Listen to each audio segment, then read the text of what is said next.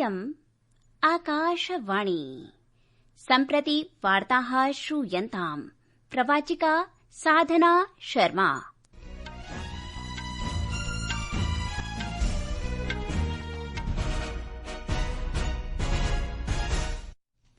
आदौ मुख्याः वार्ताः। प्रधानमन्त्रिणा नरेन्द्र मोदिना राजस्थानस्य बांसवाड़ा क्षेत्रे 1.22 लक्षकोटिरूप्यकाणां विकास परियोजनानाम् उद्घाटनं शिलान्यासश्च कृतः। प्रधानमन्त्रिणा नरेन्द्र मोदिना ग्रेटर नोएडा इत्यत्र उत्तरप्रदेश अन्ताराष्ट्रिय व्यापार प्रदर्शन्याः उद्घाटनावसरे वैश्विक विघ्नावस्थानाम् अनिश्चिततानां सत्स्वपि भारतस्य विकासः उल्लेखनीयः अस्तीति उक्तम्। भारतं रेल आधारित मोबाइल लॉन्चर सिस्टम इति मध्यम परिधेः अग्नि प्राइम मिसाइल इति प्रक्षेपास्त्रस्य सफलतया परीक्षणमकरोत्। अपि च बीसीसीआई इत्यनेन एशिया कप क्रीडाकाले अनुचित कार्याचरणविषये पाकिस्तानस्य क्रिकेट क्रीडकौ हरीस राउफ साहिबजादा फरहान इत्यमु विरुध्य आईसीसी इत्यत्र परिवादः दत्तः। अथ वार्ताः विस्तरेण। प्रधानमन्त्री नरेन्द्र मोदी अद्य राजस्थाने 1.22 लक्षकोटिभ्यः अधिक मूल्यानाम् अनेक विकास परियोजनानाम् आधारशिला स्थापनम् उद्घाटनं च अकरोत्। प्रधानमन्त्री अद्य राजस्थाने 1.22 लक्षकोटिभ्यः अधिक मूल्यानाम् अनेक विकास परियोजनानाम् आधारशिला स्थापनम् उद्घाटनं च अकरोत्। सः बांसवाड़ायां विकास परियोजनानां शिलान्यासम् उद्घाटनं च विहितवान्। माही बांसवाड़ा क्षेत्रे राजस्थान परमाणु विद्युत परियोजनायाः अन्तर्गतम् उन्नत सुरक्षा विशेषताभिः 700 मेगावाट क्षमताभिः सह 4 स्वदेशीयाः भारयुताः जलनाभिकीय अभिकारकाः अर्थात् जल रिएक्टर इति स्थापिताः, येन राज्ये विद्युतः उत्पादनं वर्धितम्। आज राजस्थान, मध्य प्रदेश, आंध्र प्रदेश, कर्नाटका और महाराष्ट्र में 90,000 करोड़ रुपए से ज्यादा के बिजली प्रोजेक्ट शुरू हुए हैं। यहाँ राजस्थान में भी क्लीन एनर्जी प्रोजेक्ट और ट्रांसमिशन लाइन की आधारशिला रखी गई है। बांसवाड़ा में राजस्थान एटॉमिक पावर प्रोजेक्ट का शिलान्यास हुआ है। यहाँ सोलर एनर्जी प्रोजेक्ट का उद्घाटन भी हुआ है। प्रधानमन्त्रिणा नरेन्द्र मोदिना उक्तं यत् वैश्विक विघ्नानाम् अनिश्चिततायाश्च सत्स्वपि भारतस्य विकासः उल्लेखनीयः एव अस्ति। अद्य प्रातः ग्रेटर नोएडा उपनगरे उत्तरप्रदेश अन्ताराष्ट्रिय व्यापार प्रदर्शन्याः उद्घाटनं कुर्वन् श्रीमोदी अवदत् यत् व्यवधानेन देशस्य ध्यानं विचलितं न भवति। अतः देशः तस्याम् एव परिस्थित्यां नूतनाः दिशः नूतनान् च अवसरान् अन्विष्यति। एतेषां व्यवधानानां मध्ये अद्य भारतम् अग्रिमदशकेभ्यः आधारं सुदृढं कुर्वदस्ति। देशस्य संकल्पश्च अस्ति आत्मनिर्भर भारतस्य मन्त्रः इति सः अवदत्।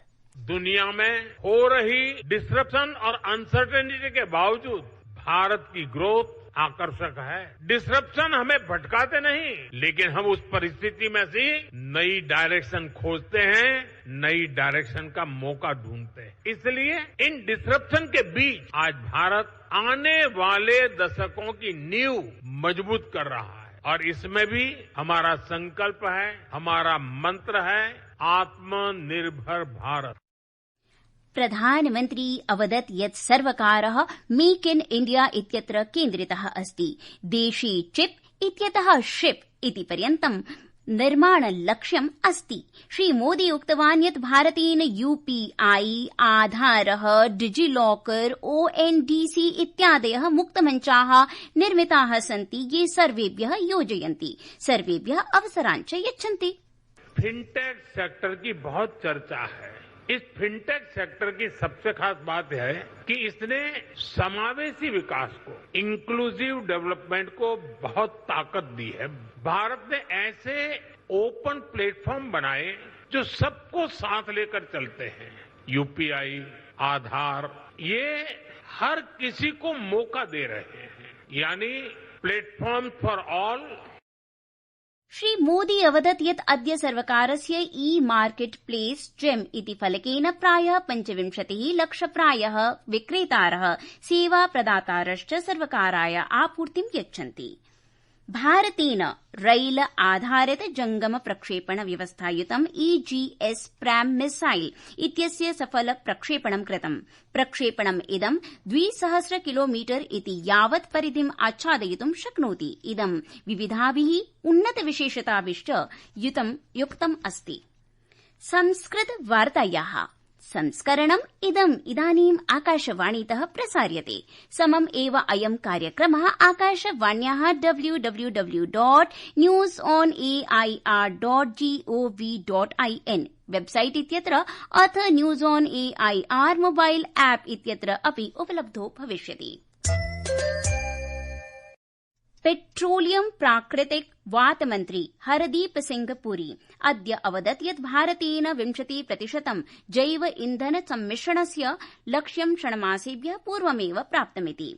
नवदिल्ल्यां विश्व हाइड्रोजन भारत शिखर सम्मेलनं सम्बोधयन् सः उल्लिखितवान् यत् 30-उत्तर-2000 वर्षपर्यन्तं 50 लक्ष टन परिमितस्य हरित हाइड्रोजन इत्यस्य उत्पादन क्षमतां प्राप्तुं भारतस्य एकम् एव रक्षणात्मकं लक्ष्यमस्ति। श्री सिंहः इतोऽपि अवदत् यत् हरित हाइड्रोजन इति भविष्यस्य ईन्धनमस्ति यत्र स्थानीय आग्रहः, स्थानीय उत्पादनं, स्थानीय उपभोगः च भवति, तत्र सः सफलः भविष्यति। Green hydrogen is the fuel of the future. Green hydrogen will ultimately succeed where there is local demand, there is local production, and there is local consumption. And there are not many places in the world as uniquely qualified as India is to make that happen. We set ourselves a target of producing 5 million tons of green hydrogen annually by 2030, supported by strong policy frameworks and a significant financial outlay. Shri सिंहः उल्लिखितवान् यत् भारतस्य तैल वायु सार्वजनिक उपक्रमाः 30-उत्तर-2000 वर्षपर्यन्तं 10 लक्ष ton परिमितस्य हरित हाइड्रोजन इत्यस्य स्थापनायाः योजनां घोषयन्ति। रक्षा मन्त्रालयेन हिन्दुस्तान एरोनॉटिक्स लिमिटेड इत्यनेन सह भारतीय वायुसेनायाः कृते 97 लघु युद्धविमानानां MK-1A इत्यस्य क्रयणार्थं 62,000 कोटि रूप्यकाणां क्रयणार्थं अनुबन्धः हस्ताक्षरितः, यस्मिन् 68 युद्धविमानानि 29 युग्मसीटर विमानानि च सन्ति, अपि च भारतीय वायुदलेन सम्बद्धानि उपकरणानि अपि सन्ति। एतेषां विमानानां वितरणं वर्षम् एकान्तरिक मध्यारभ्य षण्मासेषु समाप्स्यते। भाजपा इति दलेन अद्य केन्द्रीय मन्त्री धर्मेन्द्र प्रधानः अग्रिमाय बिहार विधानसभा निर्वाचनाय दलस्य निर्वाचन प्रभारी रूपेण नियुक्तः। दलं केन्द्रीय मन्त्री CR पाटिल इत्यमुम् अपि नियुक्तवत्। उत्तरप्रदेशस्य उपमुख्यमन्त्री केशव प्रसाद मौर्यः च निर्वाचनस्य सह प्रभारी रूपेण नियोजितः। रक्षामन्त्री राजनाथ सिंहः अद्य नवदिल्ल्यां सेना मुख्यालये स्वच्छता एव सेवा, स्वच्छता ही सेवा इति अभियानस्य भागत्वेन स्वच्छता कर्मचारिणां सम्मानं कृतवान्। अस्मिन् अवसरे श्रीसिंहः अवदत् यत् स्वच्छ भारत अभियानम् इति इदं देशस्य प्रत्येकजनं यावत् क्रान्तिरूपेण प्राप्तमस्ति तत् अद्भुतमस्ति। तस्य क्रान्तेः भागत्वेन अद्य राष्ट्रं स्वच्छता दिवसम् आचरति इति सः अवदत्। केन्द्रीय स्वास्थ्य परिवार कल्याण मन्त्री तथा भाजपा अध्यक्षः JP नड्डा नवदेहल्याम् अस्य वर्षस्य स्वच्छता ही सेवा इति अभियाने सम्मिलितो अभवत्। भारतीय क्रिकेट नियन्त्रण मण्डलेन पाकिस्तानस्य क्रिकेट क्रीडकयोः साहिबजादा फरहान हरिस रऊफयोः विरोधे अधिकारिकतया परिवेदना पञ्जीकृता, या अशिष्टतायाः विरोधे एशिया कप सुपर 4 क्रीडायाः समये विहितम्। भारतीय दलेन अस्मै दुर्व्यवहाराय कठोर क्रियान्वयनाय च याचितम्।